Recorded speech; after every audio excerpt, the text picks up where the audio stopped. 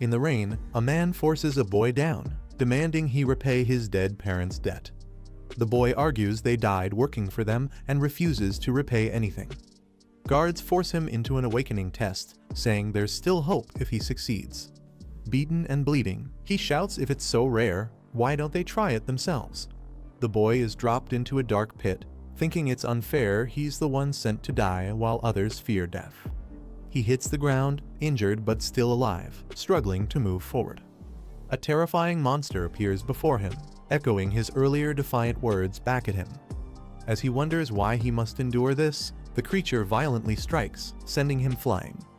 The boy is lifted by the monster, questioning if being weak means he deserves to die. With blood streaming, his eye glows as something starts binding to him. An unknown system activates. His body surges with dark energy. The shadow system fully awakens as the monster looms overhead. In another scene, he introduces himself as Lai Yi, a miner who risks his life daily harvesting energy in another dimension.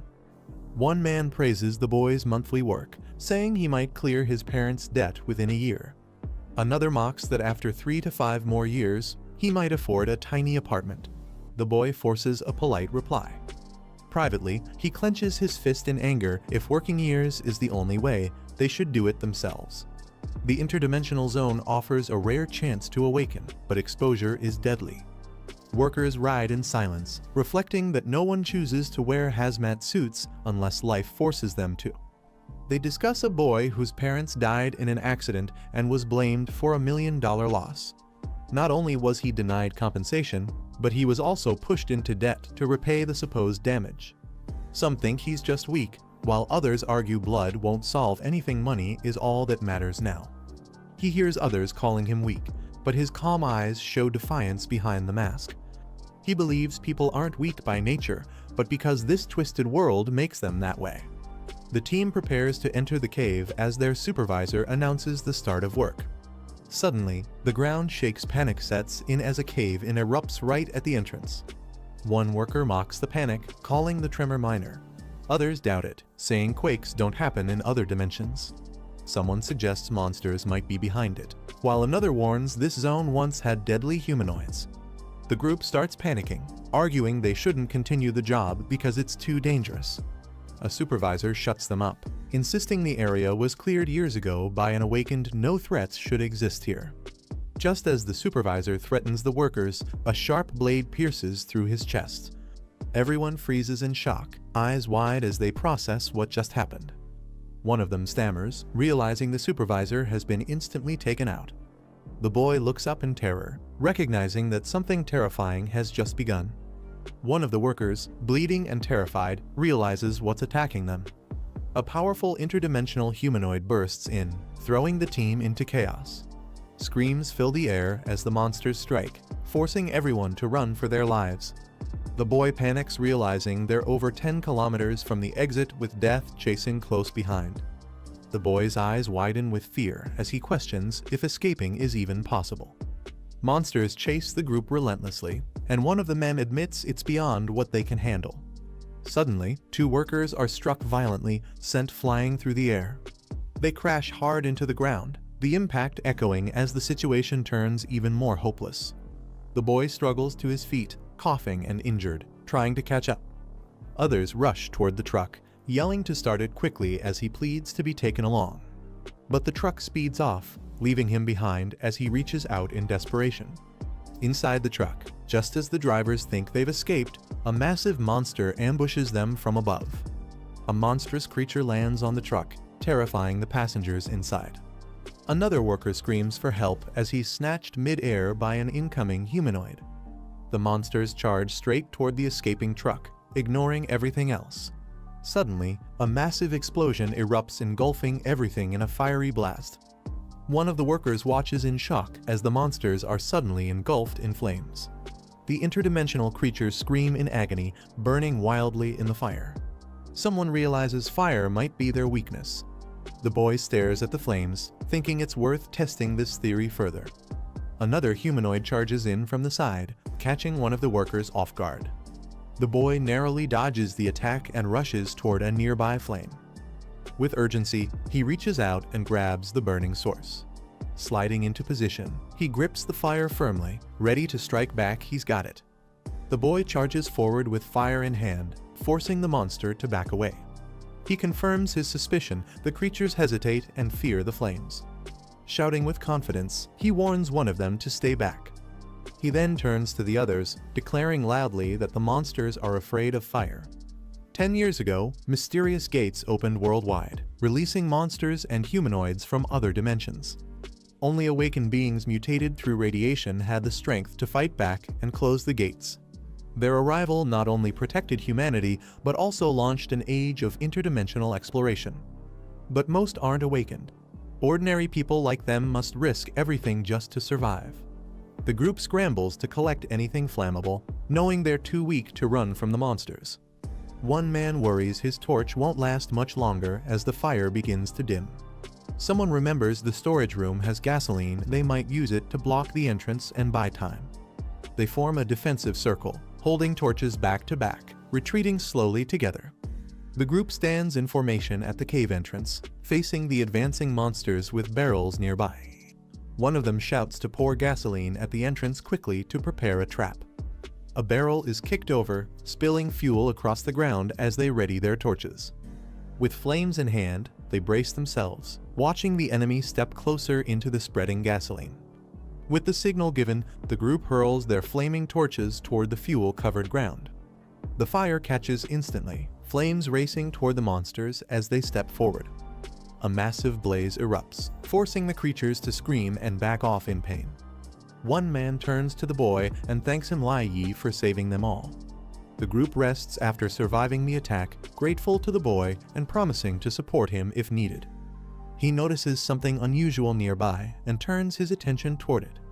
A massive, mysterious statue stands deep inside the mine, catching everyone's eye. They explain it was discovered long ago, likely hidden by a corrupt supervisor to sell on the black market.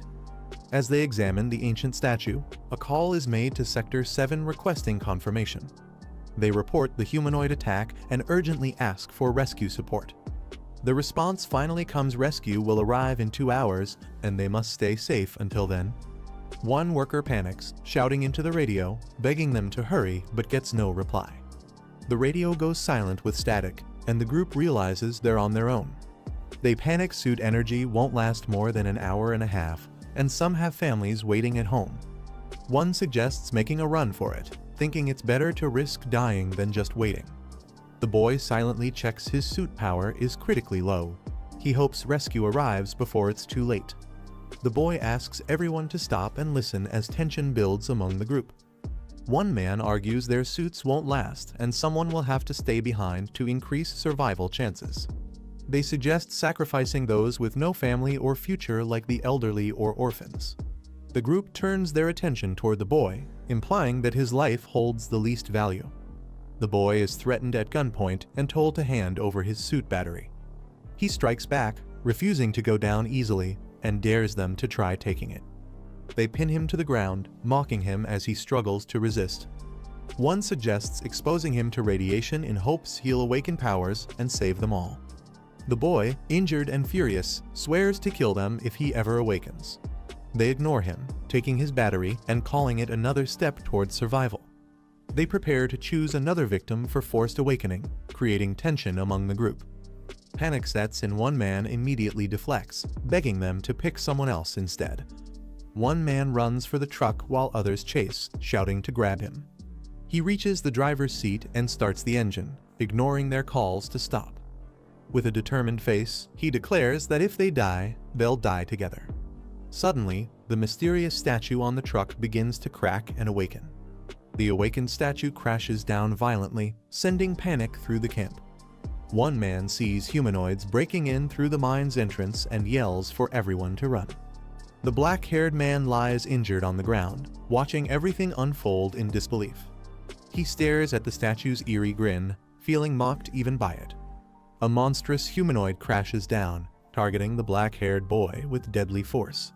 As he cowers beneath it, he wonders why he's the one suffering through all this.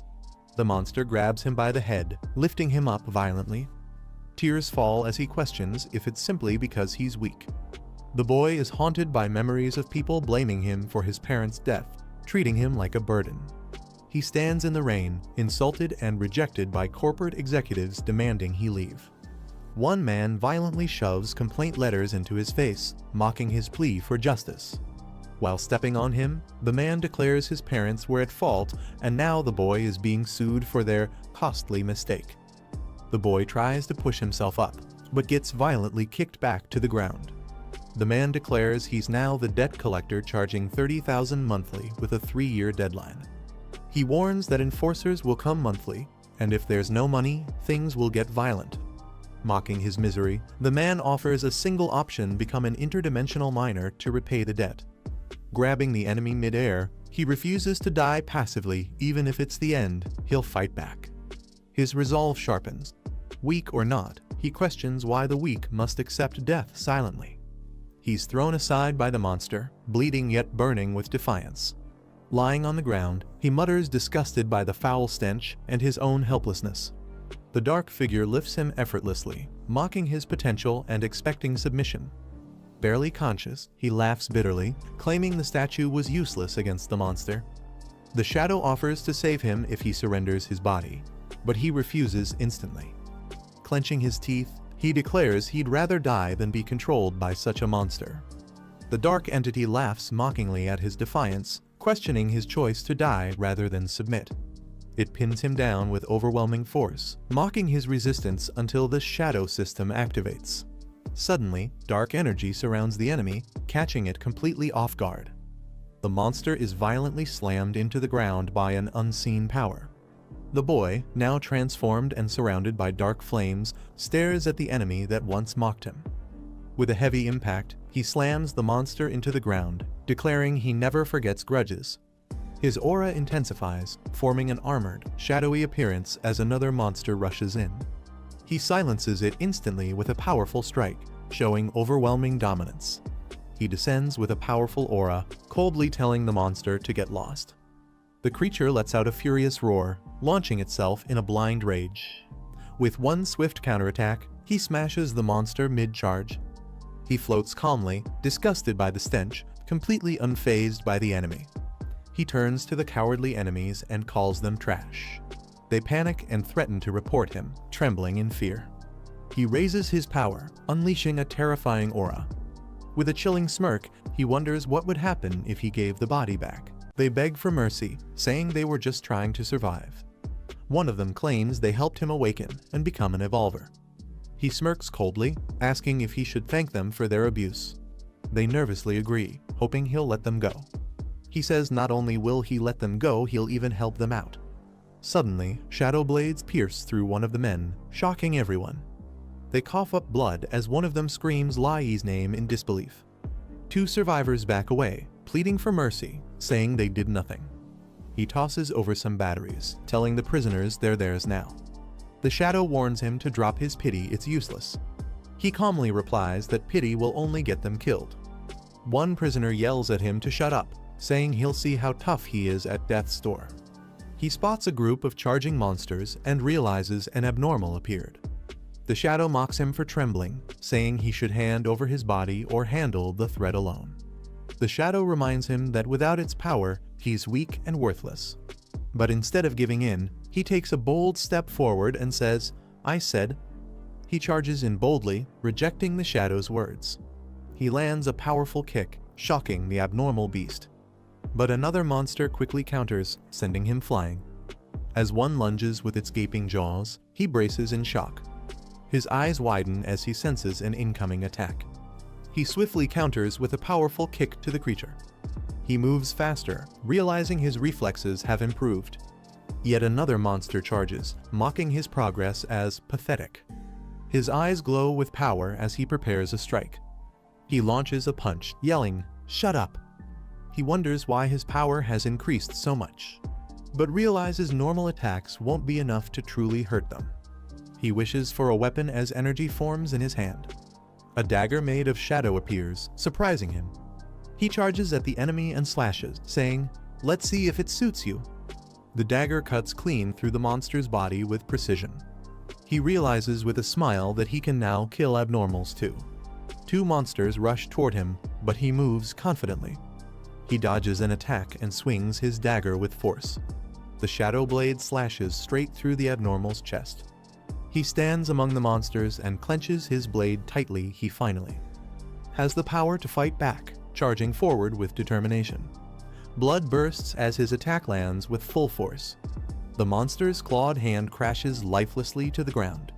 He collapses to the ground, bloodied but breathing heavily relieved. All around him, monster corpses lie scattered. He stands tall, victorious. Laughter escapes him, filled with disbelief and triumph. A notification appears, evolution successful. Lie ye human E rank. Doctors confirm he has no injuries, just asleep from adjusting to his new power. The nurse is curious about his level and calls him handsome before leaving. Dark energy stirs while he sleeps, watching silently. The shadow laments being stuck in an E rank vessel, craving a stronger body. He wakes up and sees the shadowy figure again, questioning its identity. The figure declares itself the ancient supreme entropy extinguisher, ruler of the otherworlds. The boy mocks it, calling it ugly and refusing to hand over his body. Angered, the shadow demands he surrender, insisting it's his only purpose for existing. He wonders why the spirit chose him and jokes about it possibly being attracted to his looks. While thinking of strange ways to get rid of it, he tries to stay calm and not provoke it. The spirit yells enough and demands to know what nonsense he's thinking. Frustrated, it regrets picking this E-rank human, saying even an old dog would have been better. The spirit throws him into a gate, warning that if he doesn't reach D rank in 3 days, he'll be erased. He wakes up inside a strange cave and realizes it's a trial zone from the spirit's race. He begins walking and learns that the spirit's possession has refreshed his trial chances. He encounters a shielded armor beetle and somehow recognizes the species through the spirit system. He grips his weapon tightly, thinking about the shadow system. The beetle charges at him with extreme speed, cutting through the air. He dodges swiftly, but is overwhelmed by the beetle's rapid attacks. The monster hisses violently, showing its rage and bloodlust. He realizes the beetle's blind spot is behind it and charges in. With a swift leap, he dodges the monster's attack and flips over. He positions himself right behind the beetle, aiming to strike. He delivers a powerful slash to its weak spot with full force. He slashes again with frustration, but the blade barely dents the shell. The beetle hisses fiercely while he notes its armor is too tough. Ignoring the voice mocking him, he charges in with full force. Despite his efforts, his strikes can't break through. He wonders if it even has a weak spot. He strikes the beetle's eyes with full force, but the creature retaliates, launching him high into the air. He crashes into the ground hard, groaning in pain. A sticky green slime hits his shoulder, and he realizes something strange is happening. A green fluid drips from the beetle's blade. It's injured. He stares up at the towering creature. "Your blood?" The beetle cracks its claws, preparing to attack again. But he smirks confidently, saying, "Ha, found your weakness." The monster charges in full rage, eyes glowing red. He raises his hand, dark energy flaring. Let's see who's the real coward. The shadow spirit is stunned. That's Shadow Eye? With a powerful slash, he attacks the beetle's weak point, break it. Shadow mocks him for only breaking one leg, but he knows it's enough to limit the bug's movement. The beetle struggles to balance. It'll be easier to hit its weak spot now. He clenches his weapon. I need something stronger. Dark energy erupts. He summons a powerful new blade. This is it. The bug gets up again. The guy is shocked and says, "Get up." He realizes the reason it's still alive, its weak spot is the abdomen. He targets the bug's abdomen and launches a powerful strike. He wins and says, "I won," but the shadow mocks him. Out of breath from killing just an E-rank shield bug, he picks up a glowing item and asks, "What is this?" The shadow says it's an energy stone that boosts his level. He calls it an X-Pack. He senses something approaching in the tunnel, but can't see anything. The shadow suggests using Shadow Eye to see. He's confused, asking, "What's that skill?" The shadow explains how to use it. Focus shadow energy into his eyes. He prepares silently. He activates the Shadow Eye skill and says, "Got it." Suddenly, a giant insect with glowing green eyes rushes toward him at full speed. A powerful strike hits him hard, sending him flying through the air. Another wooden spike launches out, releasing a green, toxic gas. He dodges fast projectiles and says, "So fast, what are these darting things?" He turns to face them again and shouts, again. He's struck midair while trying to react. Frustrated, he yells, "Why can't I see clearly?" The shadow replies, "It's not that the skill is ineffective, it's that you're too weak." He questions being called weak, then decides, "Then I'll gather more energy." The shadow observes how well he manipulates shadow energy and says, "This is getting more interesting." He starts scanning monsters, identifying the warping sword bug and stinger launcher. The system says he's adapted to the knowledge base. He sweats and mutters, "Wait a second, that many?" He looks up at the tunnel. Dozens of bugs are crawling out. There's way too many. As they charge, he realizes, it means the dark corners are already full of them. From above, the bugs rush in. The shadow says, "Not bad. You even found a position to avoid getting surrounded." He grips his weapon tightly, his eye glowing. "All of you." He releases a surge of power and shouts, "Get lost," blasting the bugs away with dark energy. The shadow is impressed. "Oh, you've already awakened the second form of Shadow Eye."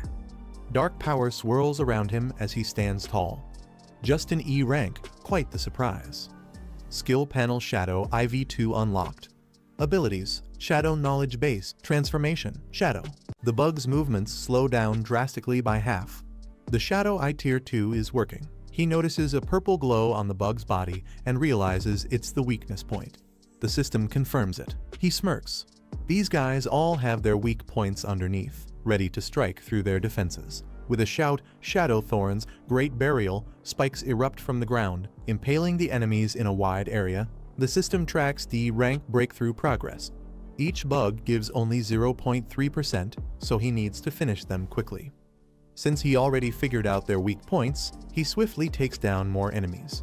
He slices through multiple projectors midair, pushing his breakthrough closer to 4.8%. Suddenly, a green-bladed creature zooms past. He dodges and mocks. Fast reflexes, but too bad your brain couldn't keep up. He identifies the enemy. It's a warp sword bug. He suddenly morphs his shadow dagger into a whip mid-combat. The bug hisses and leaps again, but the whip catches it midair. Got you. He slams it down and marks its weakness. Data on the warp sword bug is now recorded.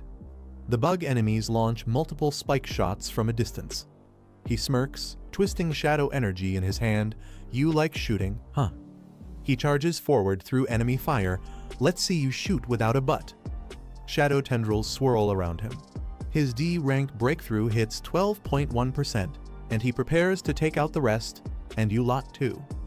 He yells at the flying bugs, "Get down here," and attacks with a shadow whip.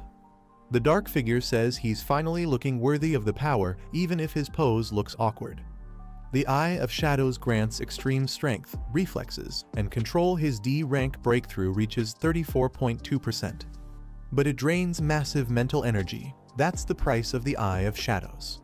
As monsters close in, his vision blurs. He's reaching his limit as an E rank. But he finally obtained this power. Fueled by rage, he shouts, "This power of revenge, how can I fall here?" A timer shows on his arm.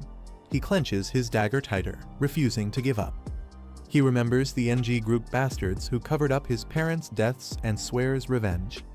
With time ticking down and monsters falling, he screams, "I will get revenge." Each kill pushes his breakthrough higher. Standing atop the corpses, he roars, "I'll drag those arrogant bastards to hell." His shadow energy surges 95.4% reached. "Make them kneel and repent at my parents' graves." His hatred fuels the system as the timer nears 0. The shadow figure observes calmly. Human hatred aligns perfectly with the shadow system. It even nourishes the energy. As corpses pile up, his D rank breakthrough nears 96%. The timer keeps ticking, just seconds left. He grips his blade tightly. "Just a little more to break through. I must get stronger." His resolve burns through the pain. A voice warns, "Release all that energy and you might explode." But he doesn't care. Just before time runs out, he unleashes a huge burst of shadow energy, sending enemies flying. A massive surge erupts, he hits 100% and officially breaks through to D rank. Panting and worn out, he smirks. Just barely. Now I can call you Little D. His eyes narrow sharply, he's not done yet. He spots a massive weapon on the ground and a level dagger by human standards. Lifting it with effort, he questions, "Dagger? Isn't this a greatsword?" The shadow being replies they're worthless compared to his power. He absorbs the daggers. When asked if they serve another purpose, he simply says, "Sell them." He heads to the registration hall, aiming to sell equipment. Only D-level advanced can sell gear. To his shock, he's ranked E-level. Bystanders mock his result. The examiner says his physical stats are fine, but there's no energy fluctuation. His record shows he's a minor. Though disappointed, he learns E-level advanced gets a 15% salary raise. He walks confidently, knowing the shadow system is undetectable due to human limitations. He considers the upside being undetectable may help him, though it complicates gear selling. He enters the black market, the perfect place for shady shadow system deals. Inside, traders smell the miner's stench and mock him. One remarks it's rare to see a miner here. He enters the shop as the shadow mocks humans for calling gem-decorated iron divine gear. The shopkeepers mock him for being a miner, saying he can't afford anything and might damage the goods.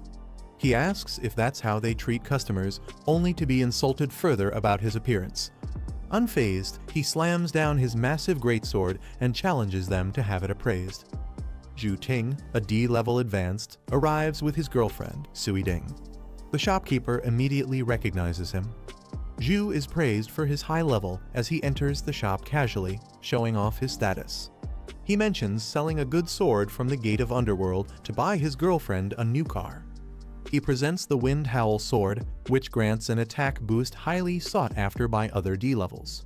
The boy is shocked to recognize the woman Su King. She also looks surprised for a moment. A flashback shows Su King insulting him harshly in the past, calling him a loser and walking away. When Zhu Ting asks if she knows the boy, she lies and mocks him, calling him a low-class miner and pretending he's just a fan. Zhu Ting also mocks the boy, accusing him of dragging down the standards of the place just by showing up. Zhu Ting arrogantly mocks the boy, calling his gear junk and telling him to take it to the trash site. But in a sudden strike, his own sword shatters on impact. Shocked, Zhu Ting stares at the broken pieces, unable to believe what just happened. The boy mocks him back, saying his sword was actually the real junk, while calmly holding his massive greatsword. The girl angrily questions Zhu Ting, demanding to know why the sword he bragged about shattered so easily. Zhu Ting grits his teeth in frustration, realizing he's been humiliated. The boy calmly blocks Zhu Ting's charged punch and mocks him too slow. Zhu Ting powers up further and rushes in, calling the boy's earlier moves not bad. But before he can land a hit, the boy vanishes and reappears behind him, lightning fast. The boy splits into afterimages, surrounding Zhu Ting, taunting him, "What about now?" The boy easily reads Zhu Ting's move, thinking it's much slower than what he faced during the insect nest trial.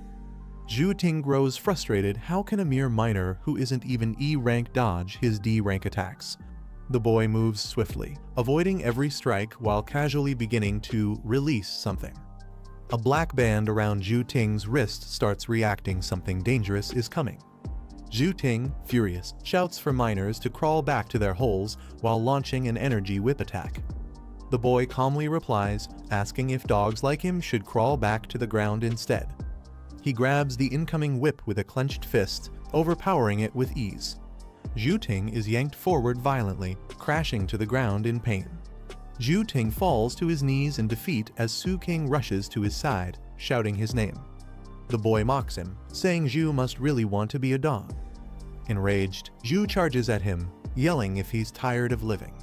Suddenly, a powerful voice commands everyone to stop. Boss Wang appears at the door.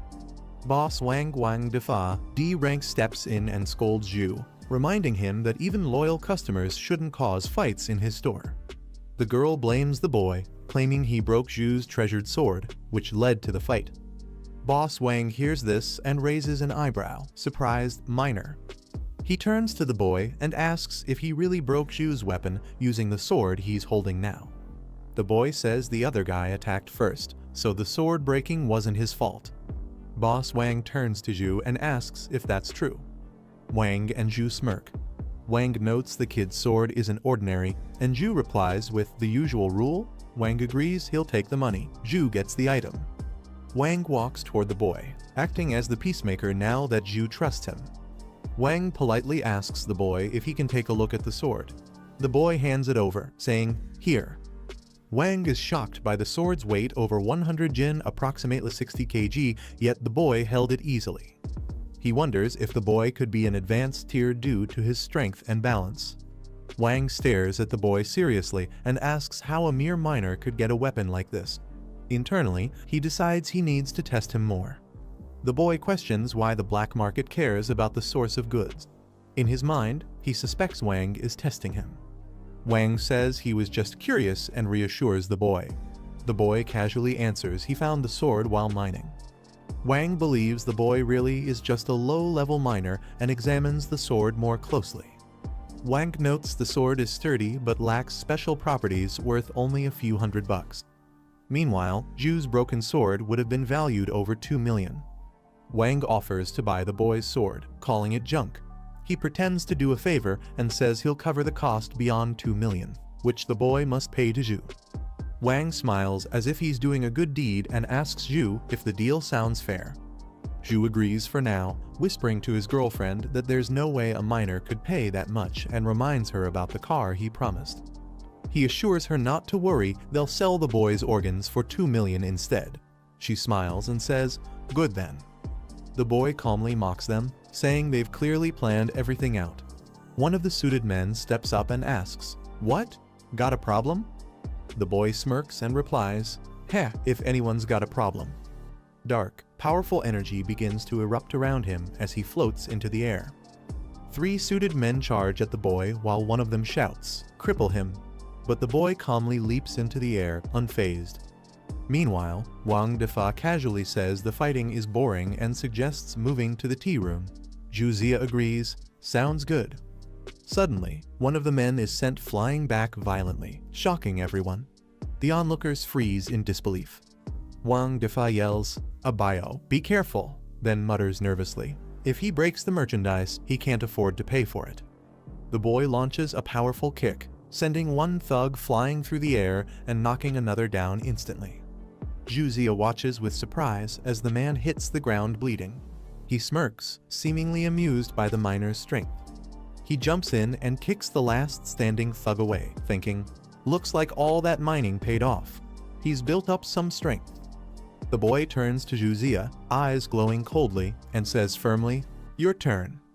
Zhu charges up with red lightning and mocks him, wondering how a miner became so skilled. He admits the boy can beat weaklings, but he rushes forward arrogantly, saying that in front of a D-rank achiever, the boy is still a loser. But as he attacks, the boy catches his arm effortlessly, completely unfazed. With one powerful strike, he sends Zhu flying through the air, blood spraying as he crashes to the ground. Furious, Zhu screams that not even his dad has slapped him before. Enraged, he charges up a deadly red energy blast. He shouts, "I'm going to kill you," and fires the powerful attack toward the black-haired boy. But the boy raises one hand calmly, blocking the attack mid-air. The red energy collides with a purple force and disperses. Zhu stares in shock. "What is this?" he mutters, trembling. He realizes he hit something invisible. It's like an invisible wall. The black-haired boy steps forward and says coldly, "Since your dad won't hit you, I'll do it for him." The other man panics and yells, "Don't come any closer." Suddenly, dark webs shoot out and trap him mid-air. The girl screams in confusion, and a box reveals the skill used, Shadow Morph, Spiderweb. The man yells, "You're not a miner, you're an ascender, right? C rank? B rank?" The boy smirks and calmly replies, "E rank miner, certified by the guild." The man stares in disbelief and mutters, "Impossible." The boy raises his glowing black hand, and the man panics, saying, "Wait, I'm with the Black Panther gang. If you touch me, you'll be going against Brother Panther." The boy glares at him coldly. "The Lone Sharks, the Black Panther gang?" He punches the man hard while repeating mockingly, "Brother Panther, huh?" The girl nearby screams in fear. He follows up with a powerful kick, slamming them both to the ground with a loud impact. The long-haired man spits blood from a brutal hit. The boy coldly says, "The thing I hate the most is you loan shark scumbags." Suddenly, another man charges at him with a sword, shouting, "Go to hell." But the boy remains calm, enveloped in a purple aura, and repels him effortlessly with a shout, "Get lost." The man backs off in fear, saying they should forget everything and be friends. He nervously offers, 500,000, 1 million, just stop slapping me. The boy mocks him, "So your thick skin is only worth 2,000 per slap." He continues, "Don't you love lending at high interest? Let's use your own rates." He suspends the man midair, bound by shadow tendrils. Those 50 slaps were just the interest. Now comes the principal. Panicking, the man pulls out a VIP card. 5 million, it's all yours, that's everything I have. The boy looks at the VIP card. NG Group's VIP card? So you're the ones who forced me to mine for them. He coldly says, "Let Zhu Ting go and drain the snake out of its hole." Zhu coughs and falls to the ground. "Even if you beat me to death, I have no more money," the boy responds. "Just consider this money returned to its rightful owner." The girl helps Zhu up. "Young Master Zhu, are you okay?" the man mutters. "Didn't you say he was just a miner?" she replies. "How was I supposed to know he'd become that strong?" Zhu yells, "If you hadn't said he was a miner, I wouldn't have let my guard down and been ambushed." In anger, he throws the girl down. She screams, "Ah!" Zhu furiously makes a call and says, "My money isn't that easy to take." A blood-red moon looms above as someone says, "Just wait, you'll see." A man in a black coat coldly commands, "Speak." Zhu pleads on the phone, "Be Brother Panther, someone stole the sword I was going to gift you, and even threatened the Black Panther gang." Brother Panther snarls, "Send me that guy's info." His gang stands over bodies. One asks, "Brother Panther, we've got the goods. What about the others?" Brother Panther replies with glowing eyes, "Others? Are there any others here?" The red-haired man grins menacingly and says, "Of course not." He activates a trap, sending out deadly red laser threads. The man at the counter politely asks, "Is there anything I can help you with?" The protagonist replies, "I'm an E-rank advancer. I wanted to see if there are any suitable missions." A bald man mocks him, saying, "E-rank trash came to the wrong area, huh?" His friend adds, "The lowest here is D-rank missions. You here to kill yourself?" They both laugh. Another man and a red-haired woman ridicule him. "I'm cracking up. An E-rank dares to talk loud, huh?" The woman spits and says, "E-ranks only eat thanks to us.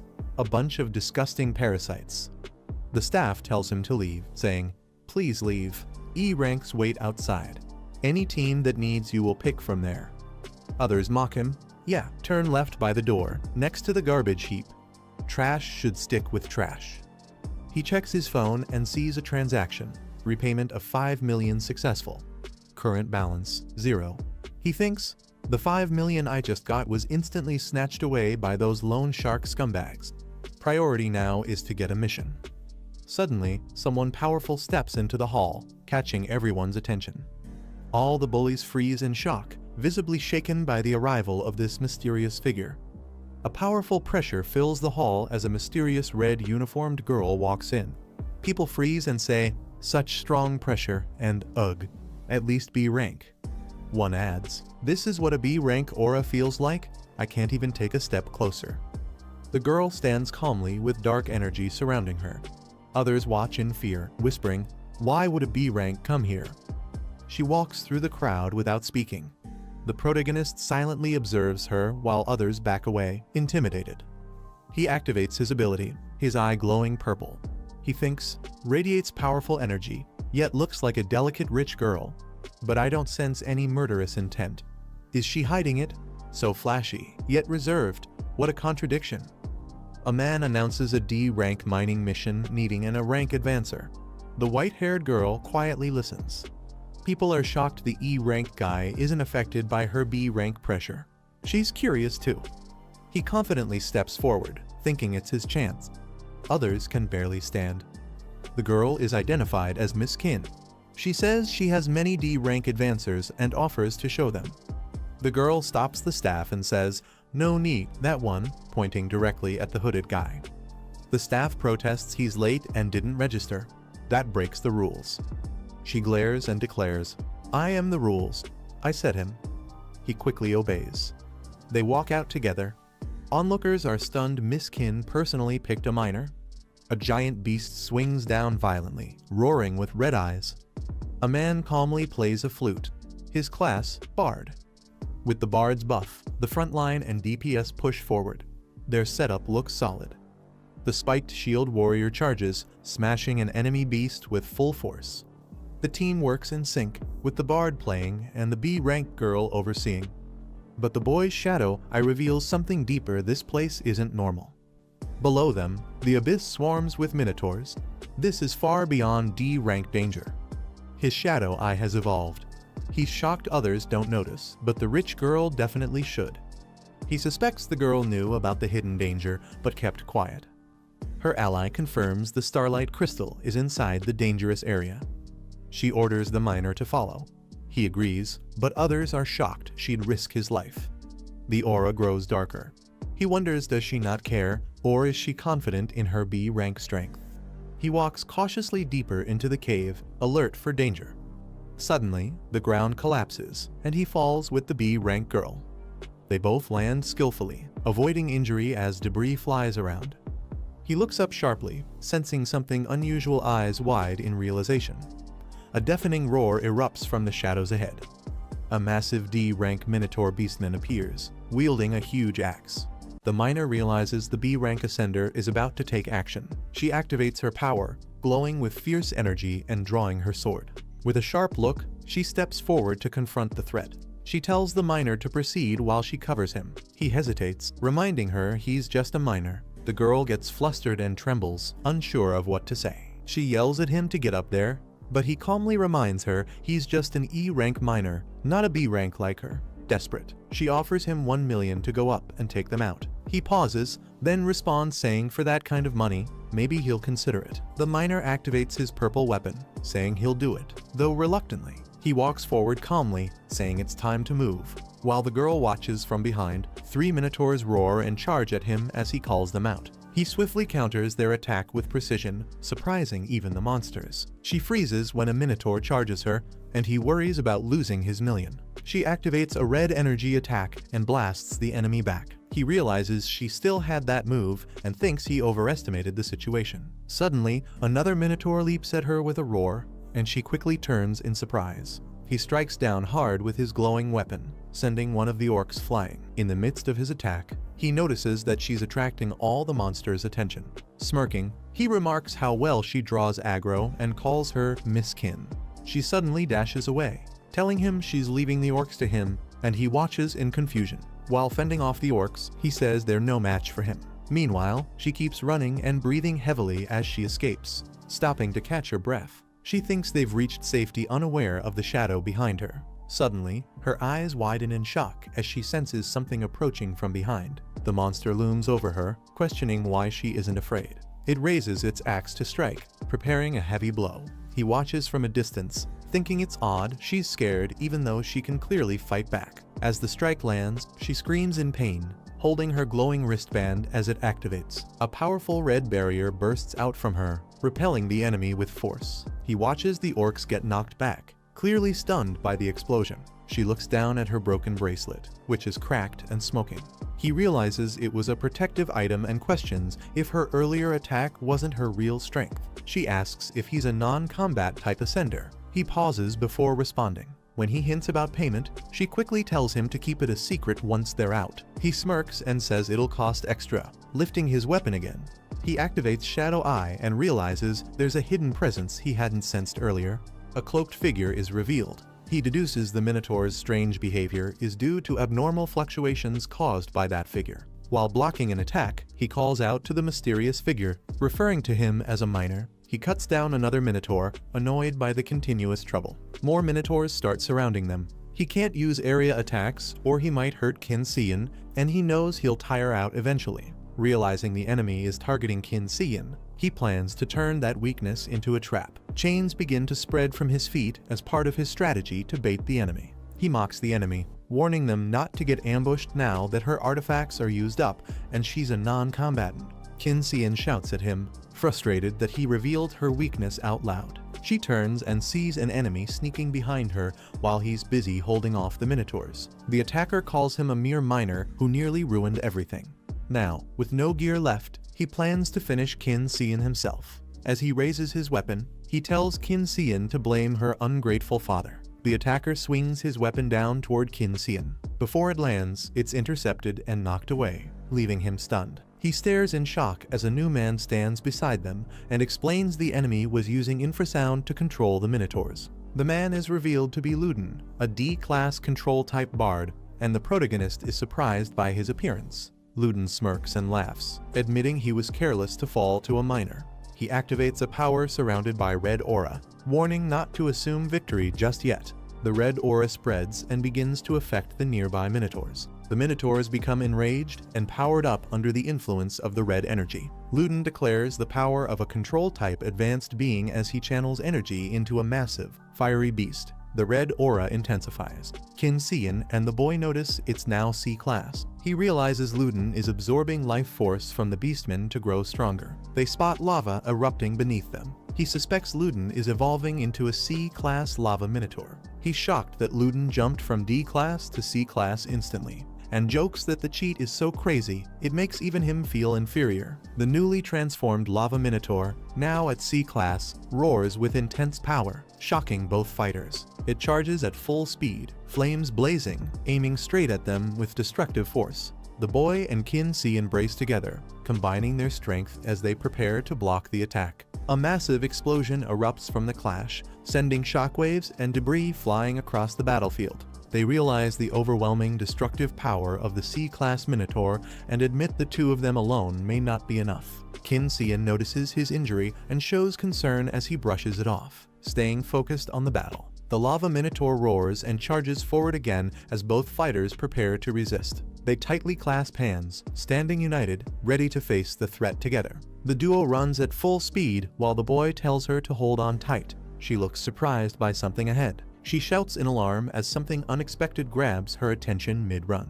Dark energy lashes out, binding the Minotaur tightly. The Minotaur struggles but can't move. As the two keep running, he asks if she also has control-type skills. The boy struggles to hold the enemy and tells her to escape quickly while she still can. She agrees and prepares to run. He instructs her to keep running forward through the labyrinth without stopping. As they run, she asks why he isn't coming along with her. He explains he must stay behind to stall the enemy, and she calls out to him, concerned, calling him Miner. The boy tells her to hide well, assuring her he'll come find her soon. As she runs off, he watches her go, staying behind in the passage. The lava minotaur searches angrily, wondering where the boy went. Suddenly, the boy appears from above and mocks the monster, asking if it's looking for someone. The lava minotaur charges at him, demanding to know where Qin Xian is. But before it can act, the boy lands a powerful punch straight into the monster's face. The boy swings his sword and taunts the lava minotaur, asking it to take a guess. He strikes the monster's body with full force, but his eyes widen in shock as he sees the result. Even the cracks in the monster's rocky body remain untouched, proving his attack had no effect. The lava minotaur mocks him for trying to use a blade against solid stone. He retreats through narrow paths, thinking he must lure the enemy into an open area. The minotaur chases while taunting him, accusing him of being a coward who only knows how to run. He activates Shadow Eye, believing that no matter how strong the monster is, there must be a weak spot. The lava minotaur charges toward him, vowing to kill him first and then go after the girl. The monster launches a full power attack while yelling to kill the old man. The boy locates the core inside its chest, finally finding its weak point as the minotaur reacts in shock. The boy raises his weapon and swings it down toward the monster's head with full force. He notices something unexpected with wide eyes as the monster begins to react. The lava minotaur accuses him of being predictable, claiming his tricks won't work. It counters the attack, saying that in the face of absolute power, all tactics are useless. The boy is shocked by the monster's strength and questions how a C rank could be this powerful. He jumps in and taunts the monster, challenging it to see where it can run this time. He tightens his grip, waiting for the right moment to strike. The lava minotaur notices the shift and mocks him for stopping and using a dagger to attack. The monster mocks the boy's weapon as useless. The boy stays alert, waiting for it to attack again. He sees an opening and prepares to strike, thinking it's the right moment. He slashes at the monster's core, but the impact fails to do real damage. Shocked, the boy reacts, unable to believe the attack didn't work. The boy is overwhelmed by the heat, realizing even his shadow energy can't block it completely. He acknowledges that the monster is smart and knows how to guard its weak spot. The monster admits the boy sensed its weakness, but says it's useless due to the extreme heat. Grinning, the monster demands the location of Qin Xian, offering to spare the boy's life in exchange. The monster charges with an axe, yelling at the boy to stop dodging if he has the guts. The boy calmly activates Shadow Morph Chain Blade while dodging upward. The monster is caught off guard by the counterattack, and the boy mocks it for dodging too.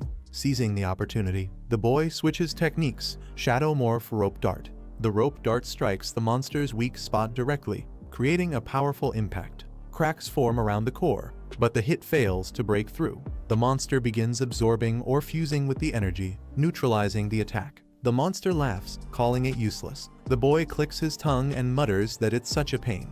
The monster slams down its weapon, shouting for the boy to give up. He leaps away just in time. The boy realizes he's using too much shadow energy and begins to worry about the danger. As he lands, he questions whether he should ask Kingshan for help, but he firmly refuses, determined not to let Kingshan take control of his body ever again, even if it kills him.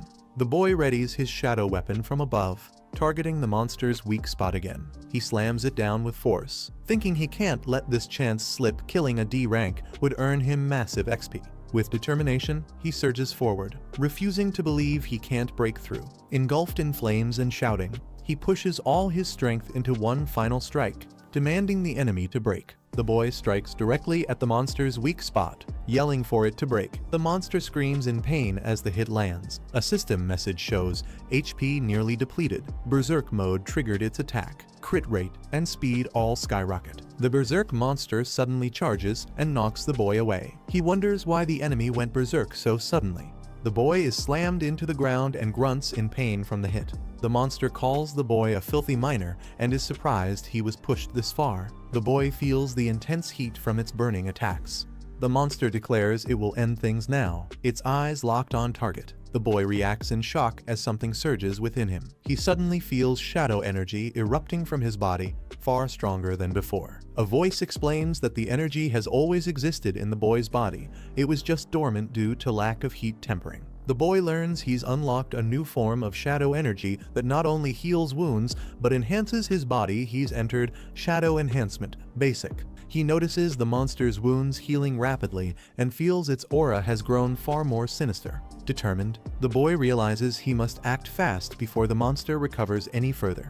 The boy charges in with a powerful attack, boosting his speed threefold. He's shocked to see the monster keeping up with his triple speed movement. The monster smirks, thinking to itself that it's hard to believe the boy is just E rank. It suddenly leaps away, preparing to flood the entire area, forcing the boy into a trap. The lava surges violently toward the boy as the monster prepares its attack. The monster taunts him, declaring that the lava will burn him to ash. Suddenly, the monster is shocked by something unexpected. The boy calmly stands in the lava, completely unharmed, surrounded by shadow energy. The boy observes the power surrounding him and confirms its shadow enhancement, realizing that if the base form is this strong, he can shape it however he wants. He smirks and mocks the monster, saying the heat is too low. The monster is shocked and confused, unable to believe what's happening. The boy taunts him, reminding him how much he enjoyed slashing around earlier. With confidence, the boy prepares to attack, declaring that it's his turn now.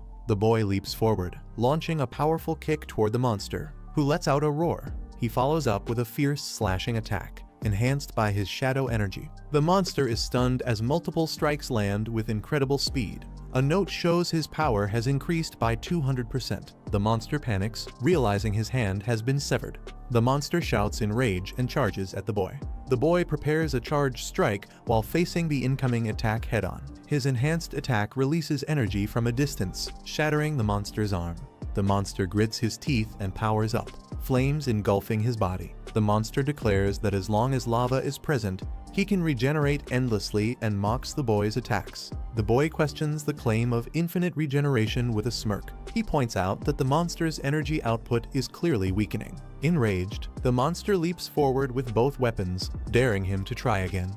The monster desperately keeps regenerating and attacks again and again, trying to keep up with the boy. He repeats his attacks in frustration, refusing to give up. Suddenly, he clutches his chest in shock, realizing something is wrong. The boy calmly states that the monster's energy has reached its limit and tells him to surrender. The monster tries to reason with the boy, saying there's no need for such hostility since there's no grudge between them. He offers money, saying Qin Xian can be handed over and he'll pay 5 million instead of 1. The boy says Qin Xian already paid him 1 million for her protection. He doesn't trust the offer and believes the monster would come back for revenge. The monster insists he's not the kind who breaks promises, claiming he wouldn't go back on his word. The boy smirks and sarcastically thanks the monster for the reminder. He says turning in someone like the monster to Qin Xian's father would earn him a huge favor, which is worth more than 5 million. The monster panics, realizing falling into Qin Xiaoshang's hands would be worse than death, and his organization wouldn't spare his family either. Determined, the monster roars and raises a glowing item, shouting not to blame him for what happens next. A shadowy figure questions why the monster has a fragment of the gate of the Otherworld prison. He realizes that destroying the fragment would sever the only link between Beast Abyss and the outside world, trapping everyone inside forever. The boy is shocked. The monster laughs maniacally, blaming the boy and declaring he was forced into this as he holds the fragment high. The monster prepares to strike, hurling the glowing fragment with force. As the monster prepares to throw the fragment, the boy lunges forward and snatches it from his hand, catching him off guard. Shouting fiercely, the boy attacks with full power, striking the monster's chest. The monster screams in agony as the blow lands with immense force, knocking him backward. The boy stands calmly with the glowing fragment in hand, while the monster collapses with a gaping wound in its chest. The defeated monster drops a glowing core as its body disintegrates. The boy realizes that all the missing energy cores from previous Minotaurs were stored inside this one. Suddenly, he pauses in confusion as something changes around him. With the shadow figure behind him, he notices the entire realm starting to collapse now that the lava Minotaur's energy is gone. Outside the Beast Abyss, the group breathes a sigh of relief. They talk about the unexpected earthquake and how lucky they are to survive. One of them invites the boy to join Longmen 3rd Street. He declines the offer, saying he won't join any faction for now. He also requests them to keep his abilities a secret. She accepts and gives him 1 million as promised, thanking him straightforwardly. The boy reveals a large sword and asks if Longmen 3rd Street would be willing to accept it. The girl examines the sword and says there's no energy fluctuation, but the material is unusual. She agrees to take it back for evaluation and assures him he'll get his share. He tells her to message him later. She walks away with her team, and he notes that she seems knowledgeable about weapons. Back at his place, he thinks that if she recognizes the sword's value, their equipment sales will explode. But even if not, earning the million was already a win. While holding the fragment, he wonders what it is. The shadow answers, it's from the gate of the Otherworld prison, and collecting more can raise his power to S rank or higher. He looks at the crystal and repeats his rank to himself, surprised by its potential. The shadow notes that the fragments of the gate are reappearing and wonders if the others from the past are still active.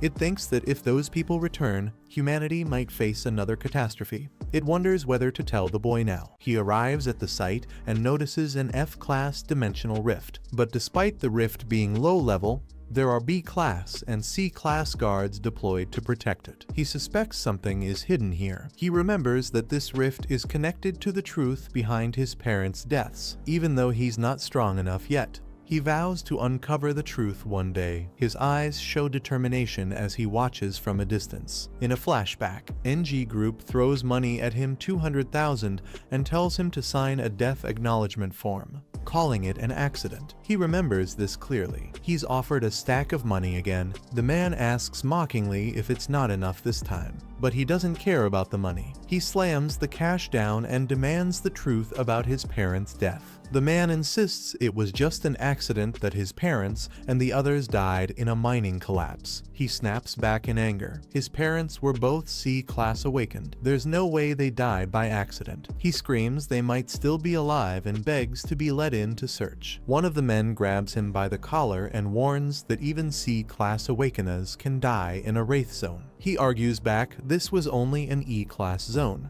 so the enemies inside shouldn't have been that strong. He's held tighter and told to behave. Another man steps forward, eyes glowing red in rage, accusing him of trying to extort more money. Before he can react, a punch comes flying toward him. The man shouts that he's asking for death. A man in a sharp suit enters the room, commanding everyone to stop. His presence immediately changes the atmosphere. He scolds the others for not properly consoling the victim's family and questions if this treatment was truly proper. Kneeling down, he offers money, saying it's not much but could help. The boy refuses, saying he doesn't want money, only the truth. The man assures him that they'll investigate and provide a full explanation. At that moment, the boy believed the truth would finally come out. Instead of uncovering the truth, the group framed his parents as criminals and demanded millions in damages. The shadow being reminds him that without power, he'll always be oppressed, no matter who he is. So, instead of standing still, he must focus on collecting Rift Gate fragments. With enough strength, finding the truth will become effortless. The boy vents his frustration, blaming the system. If the shadow energy weren't hidden, or if he hadn't been labeled E-class, he wouldn't be struggling so much. The shadow remains silent, conflicted. He questions the being's intentions, sometimes threatening to take over his body, other times helping him grow stronger.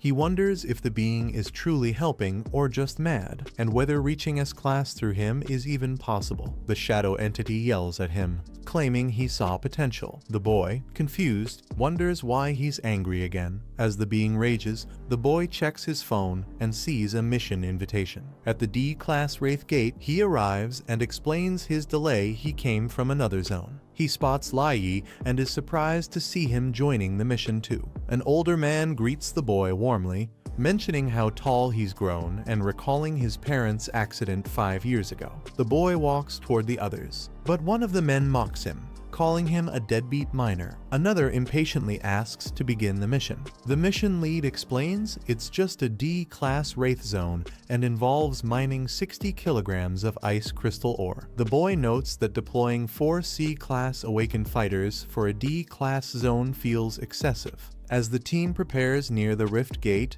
the boy senses a strong bloodlust from the C-class awakeners, realizing they aren't good people. He also detects another hidden C-class presence already inside the Wraith Zone. Elsewhere, a red-haired man watches them on his device, calling them his toys and smiling darkly. Declaring the hunt has begun, he prepares to strike from within the zone. While walking through the forest, he refuses to wear protective gear, stating confidently that he's an ascended miner. The C-class awakeners mock him, calling him the king of trash heaps, while one of them tries to keep things civil. Uncle Hao warns him not to engage, but he assures he's not reckless. As they move forward, he notices the vegetation seems altered, possibly to hide something. While walking deeper into the forest, he senses a lurking killing intent nearby. A sudden slash flies past him. He realizes the attacker can't hold back anymore. He wonders if someone is spying from the shadows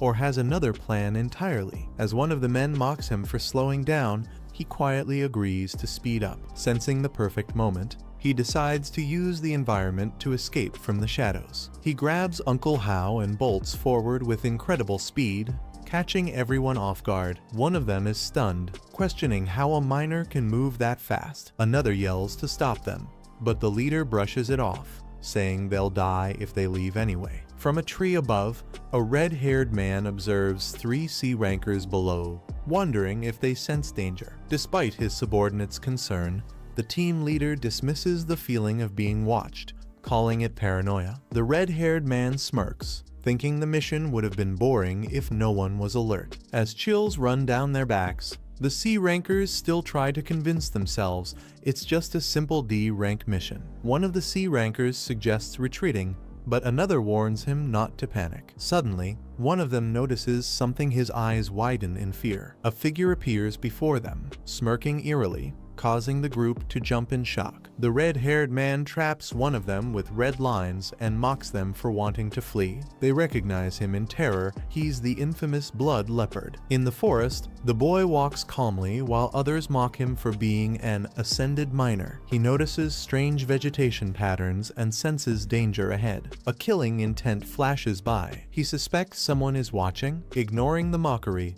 he and Uncle Hao speed up. Using the environment, he vanishes into the shadows. His speed shocks everyone. The enemy group feels uneasy but dismisses it, unaware they're being watched. Suddenly, a red-haired assassin ambushes them, trapping one. Their pleas are ignored. One is killed instantly, while the others panic and charge in rage. One of the brothers charges at the red-haired attacker, determined to fight. But the moment he steps in, he's caught in an intricate web of red wires. He tries to punch through, but the wires tighten instantly. His body is slashed in an instant as the attacker mocks him, calling him pathetic. The second brother stands frozen, horrified as his brother's face is shredded by the wires, realizing they're hopelessly outmatched. As darkness creeps around him, he mutters in disbelief, "This wasn't a person, it was a monster." One of the remaining men runs for his life, screaming for help as the red-haired killer chases him, laughing maniacally and calling fearful prey the tastiest. Meanwhile, the boy and Uncle Hao take a break. The boy asks why he abandoned the other ascendants. He also questions whether Uncle Hao has offended anyone recently. Uncle Hao, surprised, denies it, saying he's just a miner with no enemies. But the boy looks serious. He believes this entire mission is a setup, a death trap designed to bury them all in this twisted place. The boy warns Uncle Hao to speak up if he knows anything. Hao looks nervous and admits he's scared, while one of the men approaches from behind, furious. The angry man accuses the boy of knowing something was wrong and keeping quiet, blaming him for the deaths of his brothers. The boy calmly responds, saying at least the man helped draw out the mastermind before dying, which angers him even more. When the man yells in confusion, the boy coldly tells him he's about to die. The red-haired assassin silently appears above the angry man, catching him completely off guard. He stares in shock, unable to react in time. The red-haired one taunts him with a twisted grin, mocking that he didn't expect a miner to be this interesting. As the scene shifts, the boy stands calmly by the fire with his back turned, unmoved by the events that just unfolded. The red-haired figure, now referred to as Boss Leopard, walks away, while one man begs for mercy, insisting they're only miners and never meant to cause trouble. Boss Leopard coldly replies that while they may not have crossed him, someone had revealed the truth a few days ago. His system scans the man's identity, confirming he's a survivor. Terrified, the man swears he'll take the secret to his grave and pleads not to be harmed. The boy silently watches from the side. Leopard grins with bloodthirsty eyes, declaring he only believes in one truth. Just as a warning shout breaks out, "Uncle Hao, look out!" Boss Leopard unleashes a deadly red thread that slices through Uncle Hao's body, declaring that only the dead can keep secrets. The boy watches in shock. Clenching his teeth, he calls Leopard a bastard, his anger boiling as he prepares to fight. Activating his powers, the boy launches into a counterattack. The force of his strike surprises Leopard, who didn't expect a miner to have such skill. Their clash intensifies. Leopard quickly realizes this boy isn't ordinary. He even managed to defeat Ju Ting, a feat that now makes perfect sense. The red-haired enemy grins maniacally, mocking the boy's strength. He says the boy may have defeated Ju Ting, but that's the extent of his power. Suddenly, the boy activates his skill Shadow Enhancement as the ground cracks beneath him from the surge of power. Without hesitation, the red-haired enemy charges forward, declaring he'll happily kill him first if that's what he wants. They clash again midair, their weapons striking with force as red and black energy collide violently between them. Despite using Shadow Enhancement, he realizes he's still struggling to withstand the enemy's relentless attacks. The red-haired foe taunts him mid-battle. In a flash, the enemy strikes again. The boy blocks, but it's clear the pressure is mounting as he tries to keep up with the onslaught. He's knocked back hard. The red-haired attacker smirks, watching him get tossed through the air from the impact. The boy tells Uncle Hao to stay back, coughing and injured. He realizes that close combat isn't working, and he needs to switch tactics fast. The red-haired enemy grins with bloodlust, vowing that both of them will die today. But the boy, eyes glowing with determination, activates his ultimate shadow eye and replies they'll see who really dies. He unleashes his power and summons a shadow morph dagger, forming a blade from pure energy, radiating with deadly intensity. With rapid precision, he strikes. The enemy gets pierced from multiple angles, taking heavy hits from the barrage of shadow attacks. Despite being stabbed and bleeding, the red-haired man smirks and mocks him, asking, "Is that it?" As the red-haired man mocks him, saying a class E minor is no threat, the boy leaps high into the air, shouting that he's not done yet. With a confident smirk, the enemy admits the boy has a few tricks up his sleeve, but still sees him as nothing more than a minor. Just as he finishes speaking, the boy crashes down from above, catching him off guard and breaking through his trap lines. Suddenly, another man bursts out from the ground below, roaring, "Blood leopard, go to hell," and launching a surprise attack from beneath. The bald man leaps from below and wraps himself around the red-haired enemy, pinning him tightly. He mocks, saying he expected him to wait longer before acting. But now his close combat weakness is exposed. The red-haired man smirks with bloodthirsty eyes and declares that close combat is actually his specialty. The bald man's expression shifts to shock as red lines begin to glow all around them. He realizes too late what's coming. With a twisted grin, the red-haired man unleashes his power. Blades of red energy tear through the bald man's body as he screams in defiance. He stares at the aftermath, shocked that even a Class C fighter was defeated so easily. Realizing the vast difference in strength, he tells the man in orange Uncle Hao that they should retreat while they still can. The red-haired enemy laughs menacingly, mocking the idea of escape. His bloodthirsty grin widens as he taunts them, asking if they really think they can get away. The scene cuts to a chilling, moonlit forest, emphasizing the rising tension and the impossibility of fleeing. The boy tends to the wounded Uncle Hao, promising to sneak him out once night falls. But the older man urges him to leave him behind, not wanting to slow him down. Curious and concerned, the boy asks why the blood leopard is so intent on killing Uncle Hao. Uncle Hao hesitates but finally confesses it might be because he knows the truth about how the boy's parents died. Hearing this, the boy stiffens, repeating with quiet intensity, "You said." Hearing Uncle Hao's words, the boy's eyes widen as his purple aura flares. Shock and rage surge through him as he demands, "What?" The red-haired man calls out their death, but the boy activates his ultimate shadow eye and attacks with a shadow dagger. Despite landing blows, the enemy mocks him. The boy strikes again, but the red-haired man shrugs it off, calling him weak. A bald ally ambushes him, but Blood Leopard overpowers him with ease. Shocked by the defeat, the boy and his ally try to escape. Blood Leopard laughs, confident they can't. Later, the boy treats the injured man, who urges him to go alone. The boy questions why Blood Leopard is after them. Uncle Hao reveals it's tied to the truth about his parents' death, linking it to Qi Shiho's secret experiments and a staged accident. The older man admits he wronged the boy's parents, but says he was just a minor trying to protect his job and family. Angrily, the boy questions how he could let his parents take the blame. The man admits guilt, saying he got drunk and accidentally revealed too much. He explains that venting his guilt to someone led to his own downfall and current situation. Suddenly, the red-haired enemy appears nearby and seems to detect them. His attention shifts as he looks toward their direction, raising the tension. The boy's eyes widen in shock as he realizes what's about to happen. The older man, Uncle Hao, charges into the trap and is instantly struck by the red beams. He sacrifices himself. With a regretful smile, he apologizes, saying he's sorry. Covered in blood, he asks Lai Yi not to hold it against him. The boy watches in silence, stunned and grieving.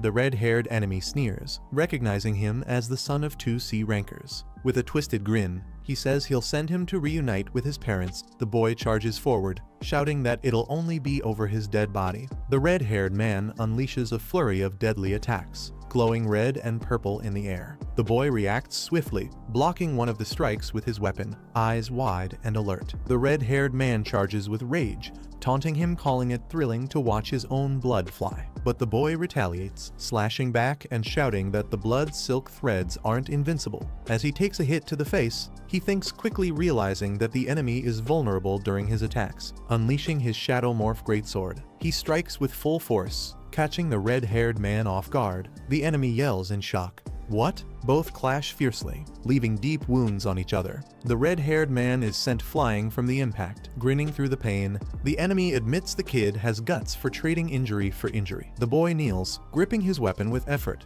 wondering if he's already reaching his limit. But the enemy smirks, realizing it was just a bluff. He mocks the boy, saying he got scared for nothing. Wounded and bloodied, he stares down his opponent, pushing forward through the pain. The enemy admits that if the boy weren't just C rank, he might have lost. He opens his arms, taunting, telling him to go ahead and try to kill him. Amused by the boy's glare, the red-haired man mocks him, asking if he thinks he can kill with just his eyes. The red-haired man laughs wildly, saying that defiance in others excites him. He mocks the boy further, promising to make that unwillingness even stronger, and prepares to share a secret. The boy hears that his parents didn't die in a mining accident, just as Hao Wu had suspected. With a twisted grin, the man reveals the truth.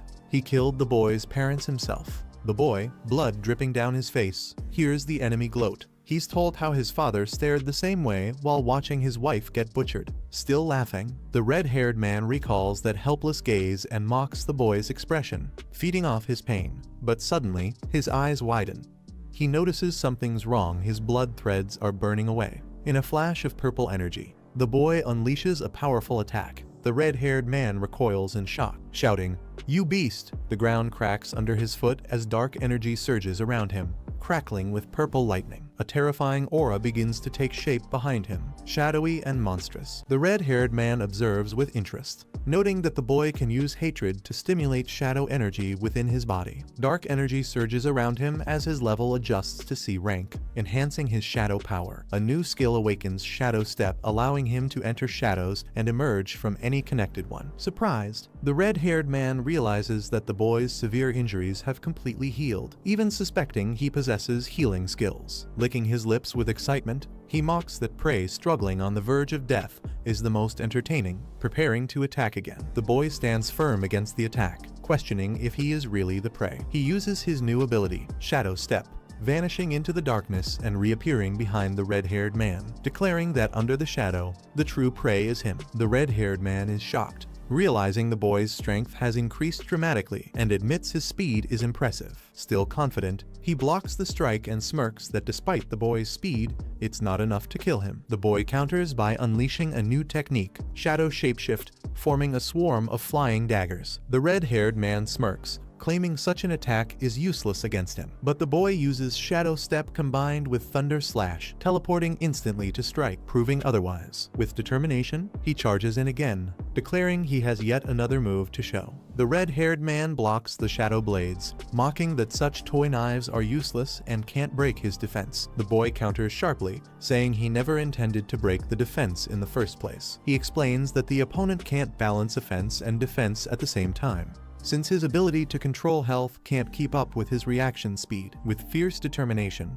the boy declares that this flaw is his true weakness. The boy's shadow blades pierce through the red-haired man, leaving him badly wounded and spitting blood. In disbelief, the man screams that it is impossible for him to be defeated. Falling to his knees, he mutters in shock, wondering how he could lose to a mere miner. The boy stands over him, shadow energy still crackling around his hand, and demands he reveal the truth about what really happened during the mining accident. The red-haired man snarls, vowing to reveal something about the boy's mother. Before he can continue, a slash of shadow energy cuts through violently. Screaming in agony, he realizes his hand has been severed. The boy stands tall, cloaked in shadow, while the red-haired man collapses to the ground, crying out in pain. The boy warns that his patience is running out, demanding answers. Cornered and bleeding, the red-haired man sneers that revealing the truth won't change anything. He confesses that it was all Qi Shihao's doing. His experiments were exposed by the boy's father, so to cover it up, he ordered the killing of his parents and staged it as a mining accident. Hearing the name, the boy's eyes widen in fury as he mutters Qi Shihao. The red-haired man laughs maniacally, taunting that now the boy knows it was someone from his group,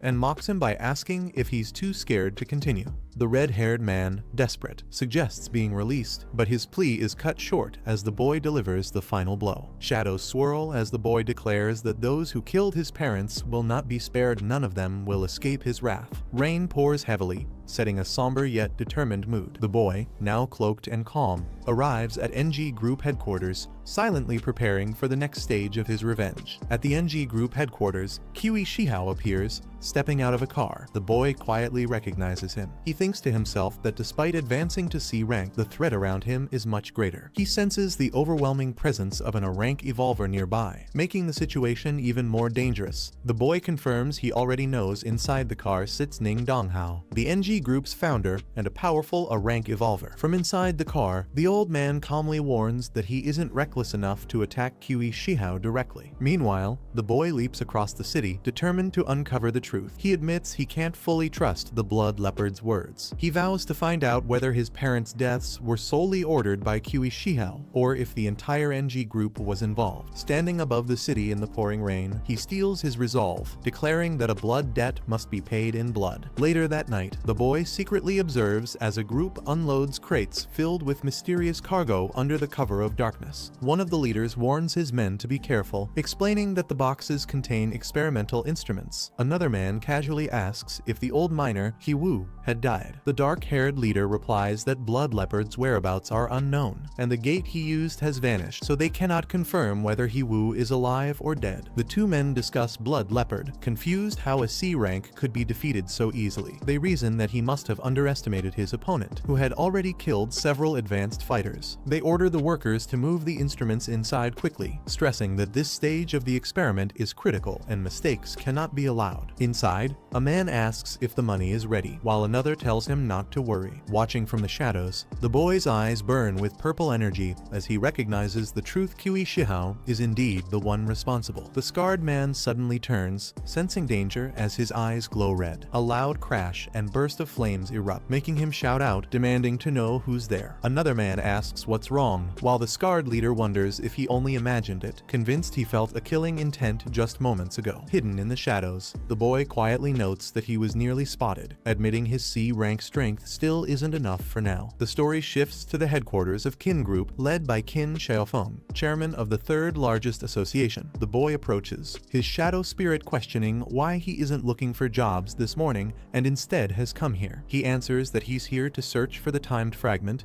and also assess the value of his weapon. Inside the building, a receptionist greets him politely, asking if there's anything she can help him with. The boy arrives at the Qin Group building, stating that he is looking for Qin Xian. The receptionist asks if he has an appointment. A green-haired man immediately mocks him, calling him a poor miner unworthy of being there, while a woman at his side scolds him for daring to address the young lady by name. Recognizing her, the boy mutters Su King. The green-haired man clings to the woman, arrogantly demanding that the boy be thrown out. She supports his words, asking if he will be expelled. Surrounded by guards, the boy remains calm and questions if this is truly how the Longmen 3rd Street treats their guests. The green-haired man mocks him further, saying a pauper like him doesn't deserve to be treated as a guest, not even worthy of being a dog for the Qin family. The boy calmly thinks to himself that all Qin family members seem arrogant and overbearing, deciding there's no need to maintain ties with Qin Xian. He announces that he'll take his leave, but the green-haired man shouts that leaving won't be allowed. Pointing at him,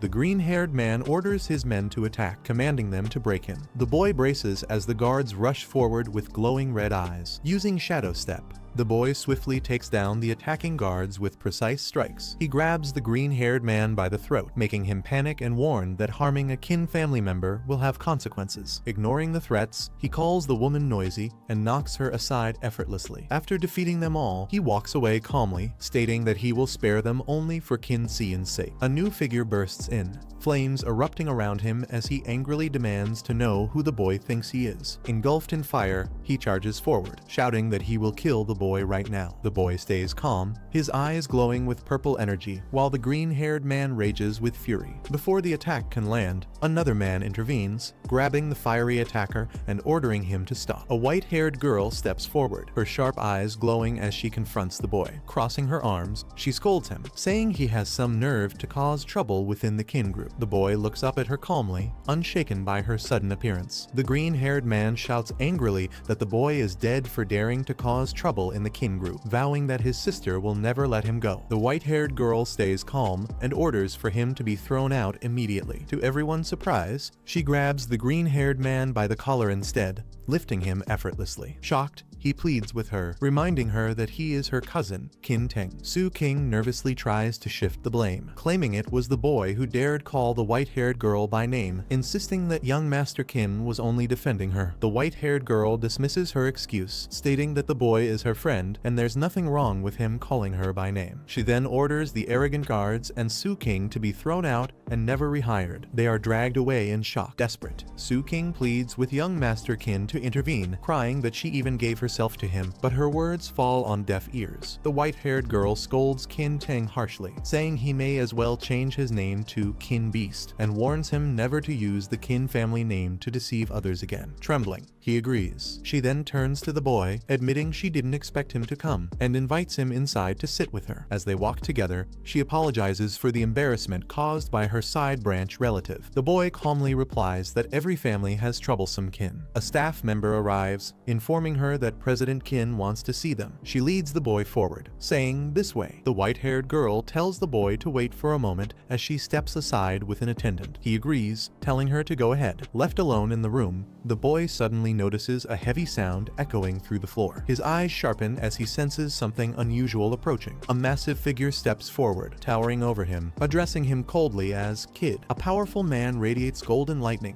asking who the boy really is. His skills are revealed Eye of Intimidation, which induces fear, and Wrath of Thunder, which boosts lightning attributes and strengthens all stats. The boy assesses him with his shadow eye, shocked to see that he is in a rank evolver with dual skills. Trying to defuse the situation, the boy says he's just a minor and suggests there must be some misunderstanding, though he finds the mental pressure disgusting and notes that shadow enhancement is useless against it. The golden-haired man smirks, unconvinced, mocking the idea that a mere minor could stand before him. The rank man unleashes a surge of lightning, declaring that it won't be that simple. The boy braces as the floor cracks under the pressure. The golden figure descends with overwhelming force, his lightning tearing through the air. His eyes widen in surprise as he realizes something unexpected. The boy stands firm, his body surrounded by shadow energy interwoven with the lightning. The man acknowledges that surviving his strike means the boy's strength is at least B rank, questioning how he can still claim to be just a minor. The golden-haired elder glares fiercely, demanding to know the boy's true purpose in approaching Qin Xian, warning that if he doesn't confess honestly, he won't be forgiven. The white-haired girl bursts back into the room, furious that her father deliberately sent her away just to interrogate her friend, scolding him for meddling. She argues that he should leave some dignity since there are guests present, but he brushes it off. Enraged, she yells at him to stop harassing her friend and to leave. Hearing his name, the boy realizes the elder is Qin Xiaosheng, the master of Longmen 3rd Street, and can't hide his surprise. The white-haired girl apologizes, saying her father is always suspicious of anyone close to her, assuming they have impure motives. The boy smiles, finding it understandable since he just wants to protect her from being deceived. She then asks if he knows her father well. The boy admits it's hard not to,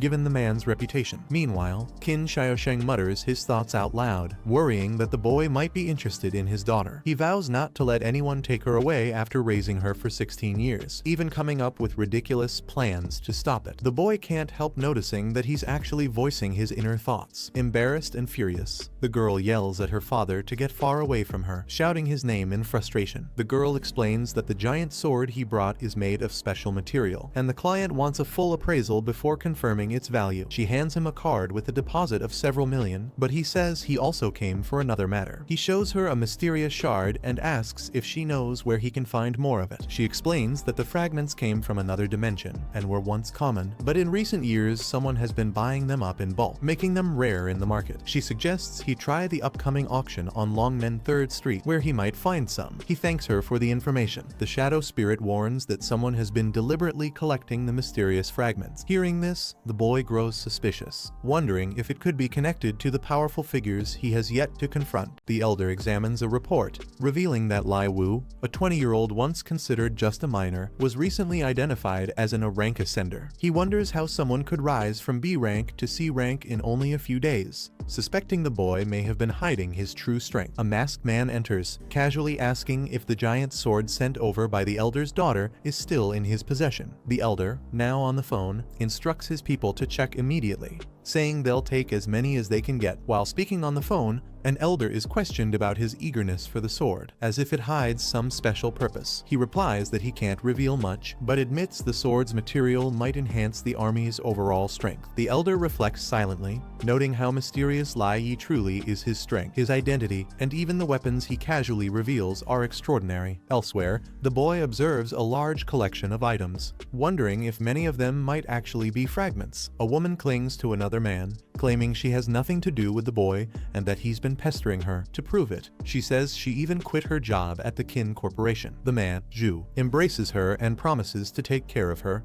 while sneering at the boy, calling him a dead miner. Zhu mocks further, asking how someone like him managed to sneak into this place. The boy, unbothered, turns back with a smirk, remarking that Zhu's memory isn't very good. The boy, cloaked in shadowy energy, reminds Zhu Ting of the slap he gave him before, making Zhu tremble in fear. Zhu Ting stumbles back, warning him not to come closer. A burly man arrives, and Zhu Ting quickly clings to him, calling him Leopard Bro. The man scolds Zhu Ting for bringing shame to their Black Leopard gang. The gang leader smirks at the boy, warning that striking his men is the same as striking the entire Black Leopard gang. The gang leader slams the boy into the ground, demanding that he kneel and apologize immediately. Dust and cracks spread as the boy's foot stomps firmly, showing his refusal to submit. With a cold smirk, he replies that kneeling to them is nothing but a dream. The gang mocks him, calling him a worthless miner for daring to challenge Leopard Bro. As tensions rise, Qin Girl steps in and reminds Black Leopard that this is Longmen 3rd Street,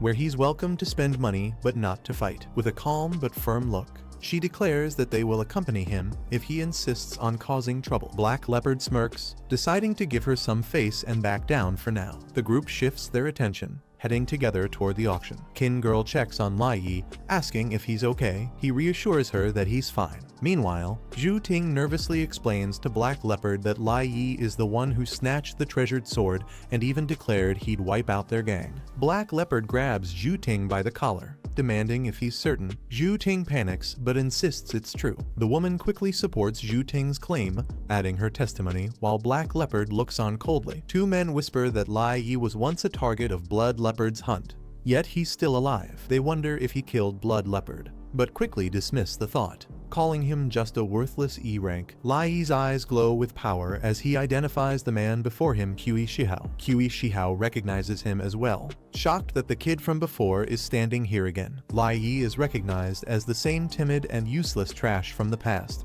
shocking those who remember him. A man with sharp eyes and a mustache wonders how Lai Yi ended up connected with Tazian, clearly unsettled by the unexpected turn. Lai Yi walks with the white-haired girl, who explains that her father suddenly wanted to see him. Lai Yi wonders if the man would dare lay hands on him again, but the girl reassures him that with her by his side, he wouldn't dare. A man with a mustache appears with Black Leopard, addressing Lai Yi as his nephew, clearly mocking him. Lai Yi smirks and downplays his status, saying he's just a small fry forced to work the mines to repay debts, and sarcastically questions how he could ever reach the level of an NG executive. The mustached man claims that what happened to Lai Yi's parents was decided by higher up. He says he wanted to help, but had no authority. Lai Yi smirks coldly, saying the man knows the truth in his own heart. He adds that Uncle Hao wanted him to deliver a message: no matter how well you hide your crimes, retribution will eventually come. Angered, Black Leopard wants to beat Lai Yi, but the mustached man stops him, reminding him this is Qin Xiaoshang's territory, and they can't act recklessly here. Black Leopard is told that Lai Yi knows too much. He agrees to arrange someone to get rid of him. Meanwhile, Qin Xiaoshang brings Lai Yi to her father's office, announcing his arrival. Outside, the auction officially begins. She tells Lai Yi to talk with her father first and promises to inform him if what he wants appears at the auction. Lai Yi thanks her. Left alone with President Qin, Lai Yi wonders what the man wants from him. Qin cuts straight to the point, saying he'll be blunt. President Qin directly asks if Lai Yi still has more weapons like the one he consigned last time, clearly showing his interest in such rare items. Lai Yi admits he has 2 left, but explains he obtained them by chance. Internally, he decides it's safer not to reveal everything at once, since too many appearing on the market could lower their value. President Qin makes an offer, suggesting 45 million total for the weapons, adding 40 million more to the previous deal. Lai Yi smiles, pointing out that while 15 million apiece isn't low, weapons to people like them are life-saving treasures. He asks what President Qin is truly proposing. Lai Yi calmly names his price, demanding 25 million for each weapon,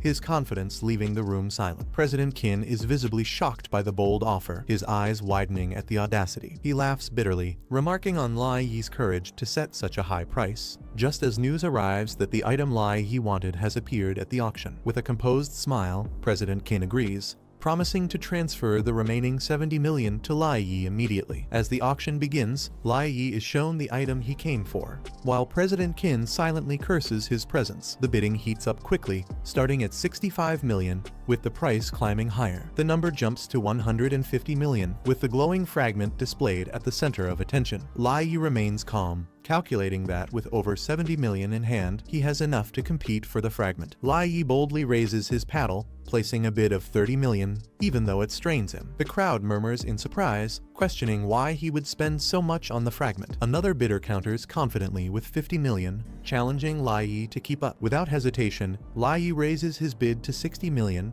shocking the onlookers with his determination. The elder warns Lai Yi not to waste his newly earned money, saying the fragment isn't worth that much. Observers whisper that he's just raising the price on purpose. Qi Shihao glares, determined to fight Lai Yi for the fragment despite the high stakes. Lai Yi turns to the woman beside him, remarking that this is now a battle between Qin Corporation and NG Corporation. With a confident smirk, Lai Yi wonders aloud which side has deeper pockets, ready to push the bidding war further. As the bid rises to 70 million, the elder smugly asks why he should help Lai Yi, hinting that the odds are stacked against him. Lai Yi suddenly reveals 2 powerful swords, declaring that he has the means to back his words. He calmly assures President Qin that he can bring out the corresponding amount and compete fairly, showing confidence in his resources. The elder's expression hardens, realizing this kid might have more hidden strength than expected as the auctioneer announces 70 million once. The girl steps in confidently, assuring that if Lai Yi can't cover the amount, she will handle it, leaving the elder with no choice but to agree. The auctioneer calls out 70 million twice, raising the tension in the hall. The girl urges Lai Yi to hurry before the item is taken, while Lai Yi reflects on how easily the wealthy treat even hundreds of millions as pocket change. With a calm yet firm expression, Lai Yi raises his paddle and declares a bold bid of 100 million, stunning the crowd. Qi Shihao raises his paddle confidently, starting with a bold bid of 200 million, determined to secure the item for his group's secret plans. The price skyrockets as bids surge to 300, 400, and even 500 million, leaving onlookers stunned and questioning if the shard is really worth so much. With tension rising, Qi's ally warns that the boy is clearly opposing them, while Qi coldly states that the kid doesn't even have the qualifications to compete. Unfazed, Qi raises his paddle once again, shocking the entire hall with a thunderous bid of 1 billion. The hall erupts in shock as Qi Shihao places a staggering bid of 1 billion, leaving everyone wide-eyed. The girl warns Lai Yi that their enemy is deliberately provoking them, but she realizes Qi's bold move might mean he has a hidden plan. Qin Xiaosheng steps in, cautioning Lai Yi to think carefully, reminding him that matching a billion bid would require countless weapons. Despite the warning, the girl urges Lai Yi to act quickly, telling him not to let the villain claim victory. Lai Yi shocks the entire hall by raising his paddle and boldly bidding 2 billion, leaving everyone stunned. Qi Shihao and the others react with disbelief, struggling to comprehend how he could produce such an amount. The announcer calls out the bid, while Qi seethes in frustration, demanding to know where this kid found so much money. His anger boils over, his expression twisting as he convinces himself that Qin Xiaosheng must be backing Lai Yi. The auctioneer slams the gavel, declaring Lai Yi the winner of the shard for 2 billion. Excitement sparks as the girl celebrates his victory, while Lai Yi remains calm, questioning if it's worth getting so worked up. She happily admits she enjoys watching villains get humiliated, while Qin Xiaosheng quietly observes the exchange. Qin reflects to himself, noting Lai Yi's boldness, but wondering if he can truly bear the weight of 20 billion. Qin Xiaosheng presses Lai Yi, reminding him that even after deductions, he still owes over 70 billion,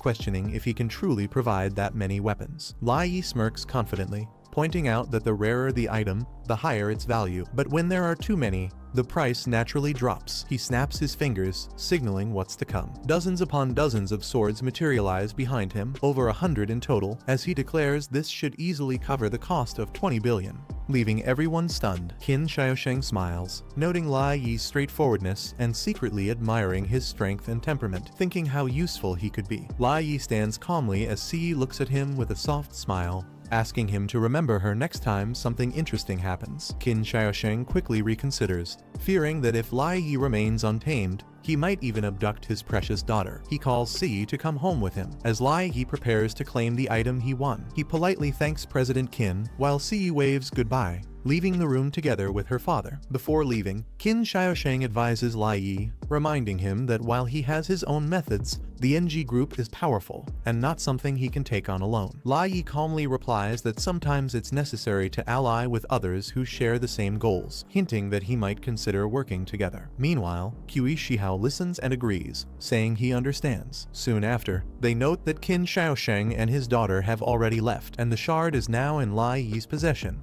drawing dangerous attention toward him. The mustached man orders to wait until Lai Yi leaves Longmen 3rd Street's territory before making a move, warning them not to mess it up again.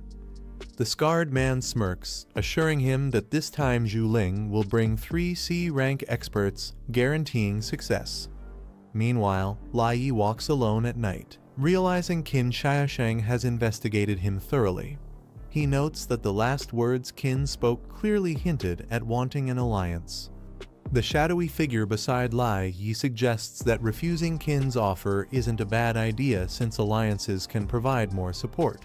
But it reminds him that with enough fragments, it can easily help him advance from a rank to S rank. Enemies plan to ambush Lai Di once he leaves Dragon Gate Street. A red-eyed subordinate vows to bring C-rank fighters to ensure success. Lai Yi realizes Qin Xiaosheng tried to pull him into an alliance. The shadow spirit hints that with enough shards, Lai Yi could easily reach S rank. The auction heats up as buyers bid in the hundreds of millions. Lai Yi confidently raises his paddle, shocking the crowd by pushing the price even higher. Despite warnings not to waste his money, Lai Yi challenges Qin Corporation and NG Corporation head-on, determined to win the shard no matter the cost. When the bidding skyrockets to billions, Lai Yi boldly matches it. Using his unique method of producing rare weapons, he proves he has the funds to compete. The hammer falls. Lai Yi wins the shard with a stunning 2 billion bid. His victory unsettles his enemies, who begin plotting revenge outside the auction. A man with long hair smirks, mocking Lai Yi and telling him to beg for mercy if he wants to live. Lai Yi walks forward with dark energy surrounding him, stating that Black Panther underestimated him by only sending a few men. One of the enemies laughs, confident that Lai Yi, as an E rank, cannot withstand 3 experienced C ranks. Lai Yi calmly asks the M why they think the Blood Leopard failed to kill him, hinting at his hidden strength. Chaos erupts as explosions shake the area, with civilians screaming for their loved ones while fleeing. Lai Yi receives a warning call about Black Panther's attack, but calmly replies that it has already begun and assures he can handle it. A long-haired man steps forward with a sinister smile, taunting Lai Yi and boasting that begging might spare his life. Lai Yi, shrouded in dark energy, mocks Black Panther for underestimating him and sending weaklings to their deaths. 3 C-rank fighters step up, laughing at Lai Yi's supposed E-rank status and mocking his lack of combat ability. They confidently believe he cannot stand against their strength. One of the attackers charges with a blade, aiming directly at Lai Yi, but his strike misses completely, the weapon cutting only air and the ground, leaving him in shock as confusion spreads among the enemies. Lai Yi strikes with precision, taking down one of the attackers instantly, shocking the rest. The remaining enemies panic, realizing they underestimated him. Their leader orders them to attack together, but Lai Yi calmly stands his ground. With a swift counter, Lai Yi unleashes a powerful strike, overwhelming them and making their leader question how a mere minor could be so terrifying. With a cold smile, Lai Yi mocks his enemy, asking if he enjoys playing with fire. The terrified man screams, begging Lai Yi to release him. Lai Yi hurls him straight into the flames, ignoring his desperate threats. The man's screams echo as he's engulfed by fire, burning alive in agony. As flames consume the fallen enemy, allies rush to Lai Yi's side. They ask if he's hurt, but he calmly replies that it was only a few small fry. The white-haired girl looks at him seriously and asks what his next move will be. Lai Yi states firmly that since the enemy struck first, he has no choice but to retaliate. Determined, she steps closer, declaring that she will fight alongside him. Her sharp red eyes glow with resolve, ready to join Lai Yi in his counterattack against those who dared to target him. The enemies plot to kill Lai Yi once he leaves Qin's territory, sending 3 C-rank fighters to ambush him. Lai Yi's shadow reminds him he can easily become his rank with enough fragments. Suddenly, his apartment is bombed. The attackers mock him for being E-rank, but Lai Yi calmly faces them, asking why the blood leopard couldn't kill him. He instantly counters, cutting them down with overwhelming power, and vows to strike back against the Black Panther group. The girl offers Lai Yi a place to stay until he finds a new house, telling him he can pick any room since no one usually lives there. Lai Yi chooses a room, but the girl quickly stops him, saying that one is off limits. She firmly refuses, making it clear he cannot stay in that room. Lai Yi enters another room filled with plush toys and cute decorations, commenting on how girly it looks. She invites him to stay at her place until he finds a new home, telling him to choose any room. He picks a room, but she quickly stops him, saying that one is off limits. They enter another room filled with plush toys and dolls, which surprises him. He teases that it's very fitting for her. Embarrassed, she insists it's childish, but he says girls liking such things is normal. When he calls her cute, she blushes, realizing no one has ever said that to her before. Flustered, she pushes him playfully as they leave. She teases him, saying she only rushed in because she was worried about him. He surprises her by pulling out food supplies from nowhere. She questions why he'd give her his rations, and he casually explains. Another girl appears, demanding to know where he got those items, recalling how he mysteriously pulled out weapons during the auction. He tells her that he knows magic, and she excitedly asks him to teach her. Suddenly, his expression sharpens as he senses something unusual. They step outside, and he suggests she return home first, while she looks at him in confusion. An old man appears angrily, accusing him of casting spells on his daughter. He warns him not to get too close, clearly protective and furious. A loud voice shouts angrily from outside the house, calling out Qin Xiaoyang's name. Qin Xiaoyang enters a quiet apartment, noting that the location is secluded and free from disturbance. His shadowy companion materializes, holding glowing energy crystals, signaling the start of their experiment. The crystals activate, forming a swirling dimensional vortex. Qin Xiaoyang wonders about their connection to rift entrances. Lai Yi uses the shards to open a dimensional gate, while the shadow explains their connection to rifts. Curious, Lai Yi asks about the true nature of these dimensions and why they're filled with aliens, insects, and beasts. The shadow reveals the shocking truth: these rifts are actually massive prisons. Every creature inside is a prisoner, trapped within this interdimensional jail. The shadow explains that the shards Lai Yi sees are just a small part of the Gate of Dimensions, and every dimensional rift in this world is connected to these shards. The shadow tells him to step inside. Lai Yi asks what the dimensional rift truly is and why it's filled with aliens, insects, and beasts. The shadow reveals the shocking truth: these rifts are actually massive interdimensional prisons holding criminals. Ahead of them stands a towering dark fortress, chained and ominous. As the shadow describes it as his masterpiece and Lai Yi's trial ground, Lai Yi stares at the massive structure, overwhelmed by its scale.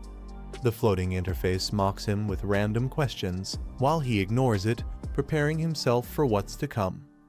He asks about the trial's content, and the shadow explains that the tower has 6 floors. With his current strength, he should be able to handle the first floor's shadow dragon. Surprised, he confirms if the creature mentioned is really that dragon. As they approach, he questions why he doesn't feel any oppressive aura from it. The shadow dragon slowly reveals itself, showing its claws, horns, and glowing red eyes. The protagonist sees the so-called shadow dragon, but it looks tiny and harmless, almost like a pet. He jokes that it seems too weak, while the shadow warns him not to underestimate it. Smiling, he reaches out to pat the little dragon, calling it cute. Suddenly, his expression shifts in shock as he realizes something is wrong. The small dragon's eyes glow with a sinister light, revealing its true power. Suddenly, it unleashes a violent surge of purple energy, shaking the entire hall. The blast forces the protagonist to counter immediately, summoning his shadow power. The shadow dragon transforms into a massive beast, its power boosted by 600%, radiating dark energy. Shocked, he compares the stats, realizing the creature's enhancement far surpasses his own. As the dragon lunges at him with a roar, he yells back, refusing to accept that he's weaker. He leaps high, channeling his energy, and delivers a powerful strike straight at the dragon. He charges forward, gathering energy in his hand, explaining that a larger body means more blind spots. Using that logic, he swiftly targets the dragon's weak points with precise slashes. His attacks land cleanly, striking multiple spots and forcing the beast to roar in pain. With a confident smirk, he realizes his strategy worked perfectly. His attacks barely scratch the shadow dragon, shocking him with its incredible defense. Realizing he's holding back, he activates shadow enhancement, dark energy flooding his blade. The voice warns that unless he can tame the creature, he'll fail the first trial. Determined, he charges forward, locking into an intense clash against the empowered dragon. The shadow dragon taunts him for fighting barehanded, its claws glowing with energy. The shadow figure observes, noting that his skills have improved, and decides to raise the challenge. With a sinister grin, the shadow hints at feeding the dragon, calling it hungry. Confused, he hears the chilling words that monstrous creature is actually edible. The shadow dragon lunges at him, its massive jaws opening wide to devour him whole. He dodges swiftly, the creature's claws tearing through the air with deadly force. Its glowing red eyes narrow, drool dripping as it prepares another attack. The shadow warns him he's drained the dragon's energy, and now it sees him as food to recover. He complains mid-battle, annoyed that the dragon resorts to biting instead of a fair fight. Smirking confidently, he channels dark energy into his hand, saying he has something better. With a shout, he unleashes his ultimate technique, summoning a storm of flying chicken legs. The dragon freezes in shock as one piece smacks it right in the face. The shadow dragon gets pelted by multiple chicken legs, growling in confusion and hunger. He smirks, saying the food's too good to resist as he channels more energy through his hand. Dark tendrils shoot out, wrapping tightly around the dragon's body. With a triumphant grin, he tames it, successfully unlocking access to the first floor. The shadow drake rolls on the floor happily, munching away as the system announces his new permissions. Curious, he asks what binding and activation actually mean. The shadow explains that each fragment can open a portal when supplied with enough energy. Realizing the potential, He smiles. If this is just the first floor's reward, the next ones must be extraordinary. The shadow smirks, mocking him for getting overconfident after clearing the first floor so easily. It warns him that the next guards are the tower's stewards, not mere monsters. He stays cautious, knowing if the first pet was C rank, the second trial will be far tougher. The shadow opens a glowing portal, telling him to look for himself before stepping in. The shadow assures him there's no real danger as they approach a massive sealed gate. He sighs and agrees, stepping forward confidently. But the moment the doors open, his expression changes in shock. 3 C-rank beasts, Thunder King Serpent, Water Arrow Turtle, and Lava Minotaur stand ready for battle. He smirks confidently, glancing at the towering beasts beside him. With a hint of sarcasm, he says, "So these are the servants you were talking about?"